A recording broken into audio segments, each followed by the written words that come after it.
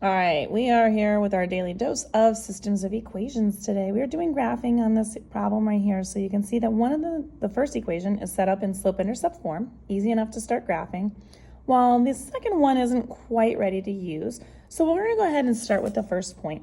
So the first value, 3 halves x minus 1, which is equal to y. We're going to start off with labeling the parts that we need for graphing. So again, when we're doing slope-intercept form, we always start with our y-intercept, and in this case, our y-intercept here is a -1. And then we're going to use that slope of 3 halves. So we're going to do slope, and I'm just going to write out those points so that it helps me when I'm going to graph. So we are going to go with the y-intercept first. So we're going to start over here on this graph, and we're going to go to -1 on the graph. So there's my origin right here. -1 is right here. And then we are going to go ahead and use that 3 halves slope to rise over run, up 1, 2, 3 over 2, and then put a dot. Now, normally, if you've ever watched any of my just graphing one equation, I always say, just need 2 points in order to graph a line. Now, obviously, if you're using a ruler, that's fine, but you should, in this case, when you're doing systems of equations, because the whole point of this is to try to find the exact intersection point on your graph where the 2 lines intersect. So it's really important when I tell my classes that you continue that line all the way through on both directions until it's completely filled out on the graph that you have. And then when you do the first line, then when you do the second line, all you have to do is just go until you hit the other line, if that happens. So we're going to go ahead, we're going to keep going up 1, 2, 3 over 2, put a dot, up 1, 2, 3 over 2, put a dot. And if I do any more on this side here, I'm going to go off the graph. So I'm going to just stop right there. I'm going to go back to my beginning point, and I'm going to do this with the other direction. So I'm going to go down 3, 1, 2, 3, and now left 2, and put a dot. And I'll keep going in that direction, 1, 2, 3 over 2, until I go off the graph. So 1, 2, 3 over 2.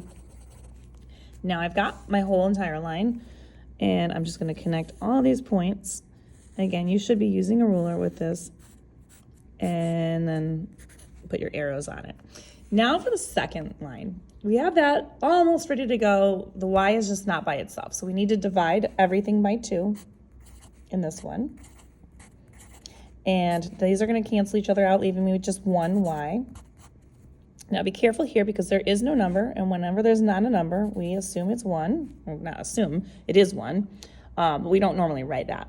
So now I have 1 over 2, so it's 1/2 x, and then I do this -6 divided by a +2, which is a -3, and now I'm ready to go ahead and start graphing that line. So my y-intercept on this one is a -3, and my slope on this one is a 1/2. And we're going to go ahead and start working on that. So we're going to go with this one. I'm going to do this in a different color. So we are going to go to -3 as my y-intercept. So here's my intersection point, or my origin. I'm going to go 1, 2, 3 down here, put a dot, and then I'm going to look at my slope, which is 1/2. So I'm going to go up 1 over 2. Now, what you're seeing right now when I do that is that me doing the up 1 over 2 this way to the left, to the right, is actually going to move my line farther away. I'm going away from the line, and I want to get closer to it. I want to get where they intersect. So if I continue to do that way, it's going to keep going this direction. So it's not going to intersect with this line right here. So I'm going to stop going that way, and I'm going to do the opposite way, which is to go down 1, but left 2. And then you can see that right here, we intersect with the other point. And then we just look at what that point is, and that point is a -2 for the x and a -4 for the y. So my intersection point is -2, -4. Put parentheses around that.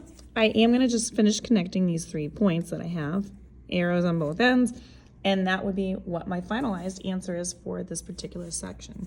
So again, this is your finalized answer where they intersect. And if you want more questions like this, you can find them on my YouTube channel, You Want Algebra. Check these out under the Systems of Linear Equations section.